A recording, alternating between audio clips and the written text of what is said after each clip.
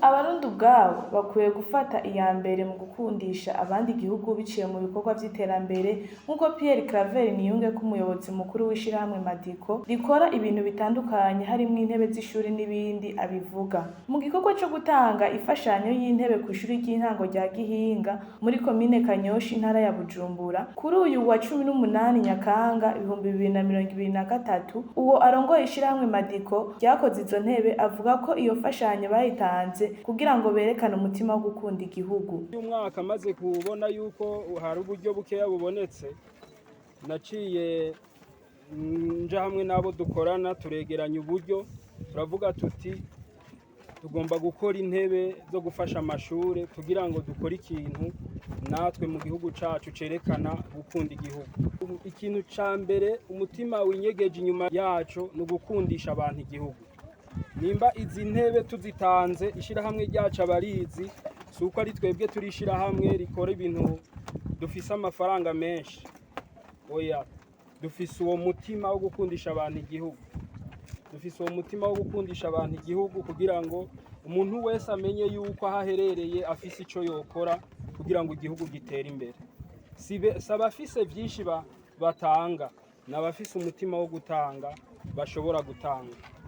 Wewe ahuri jewe ahondi urafise ico wotanga kugira igihugu gitera imbere. Rero mpamagarira urwaruka mu vyo rukora vyose bishitse bagatera imbere bakaronka n'akayira na gatoya ko bashikana kure, bamenye ko igihugu ari go rugo rwabo rwa mbere bavukiyemwo, batangure bagiteza imbere. Washaka mbere bobo bazi ubwa nyuma, bashira imbere iterambere ry'igihugu bobo bazi ubwa nyuma. Niwashaka yuko igihugu gitera imbere, mbere yuko wubaka inzu yiwawe ubanze wubaka igihugu, kandi ntaho bizoja.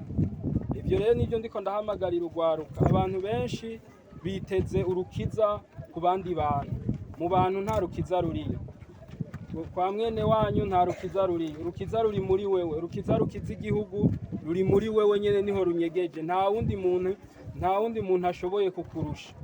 Rero jewe ivyo nashobojwe n'Imana nabikoze, ntanguye gushimira Imana mushobora vyose yabishoboje, uwo mutima ukaguma umbera nk'umutwaro kuri jewe.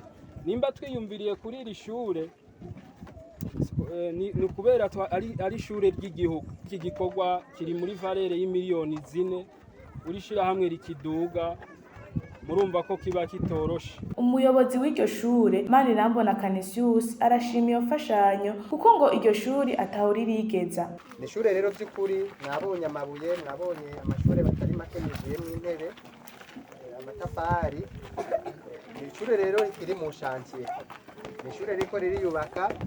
Mbere nagira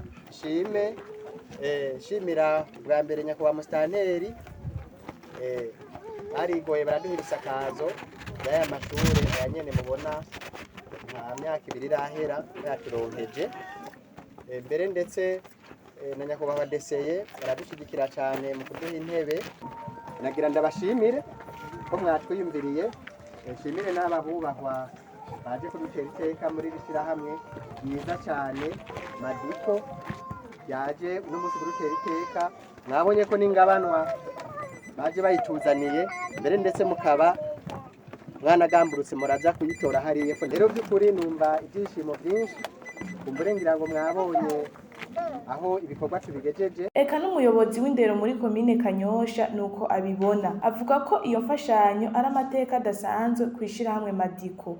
No munsi numva akanyamuneza aho mu mashure 48 havuye mu ishure rimwe rikaronswa intebe z'akarorero, intebe twaheruka kera. Novuga nti reka dushimire rishira hamwe Madiko ryo ryiyumviriye kuri iri shure shingiro rya Gihinga n'ubukene bari basanzwe bafise, bakavuga bati reka abantu tuhashike tubashikirize ingabanwa y'intebe. Mu mashuri turatubona amashirahamwe aja gufasha amashure, ariko ni bake biyumvira gufasha ku rwego rw'intebe. Mwebwe mwiyumvire gufasha ku rwego rw'intebe kandi munaduhereza n'intebe zikomeye. Iyo rero ni iteka kandi murandikishije nk'uko mwashize Imana imbere, murandikishije. Nibaza ko urugwaruka ruri hano niyo mihezagiro mutwaye, kuko abavyeyi bari ngaha ugwaruka ka twese turi hano twashimiye ingabire nimihezagiro kandi tubahaye iyo mwakuye mwongere muronke n'ejo mukabona bikunda murongera mutwiyumvireko. Turafise amashure menshi afise ibibazo ariko ko mwashimye gukorera ngaha n'ejo murongera muhiyumvireko mugira ico mudufasha. Nimwaduha imiryango ibiri tuzokenguruka cane rwose kuko izoba ari imiryango y'akarorero. Nimwaduha amadirisha abiri tuzokenguruka.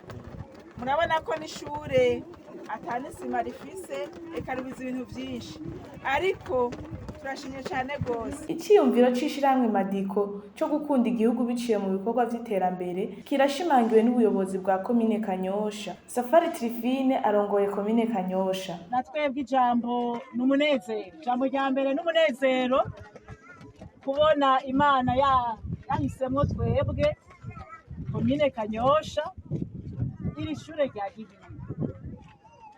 Ni Imana yabikoze.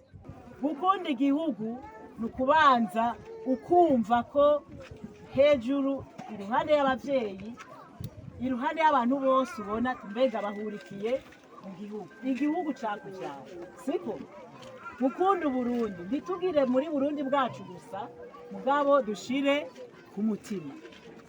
Gukunda igihugu ukunda abantu ugakunda amategeko ugakunda indongozi ukubaha indongozi hanyuma ukagira iki ukemera gushira mu ngiro ivyo igihugu kigusaba. Ivyo ukora vyose mukora ibikorwa mu gihugu mukore mu murima aho murima yahamagariye urwaruka namwebwe barerwa bava muvuga ngo simwebwe yabwiye namwebwe yababariye.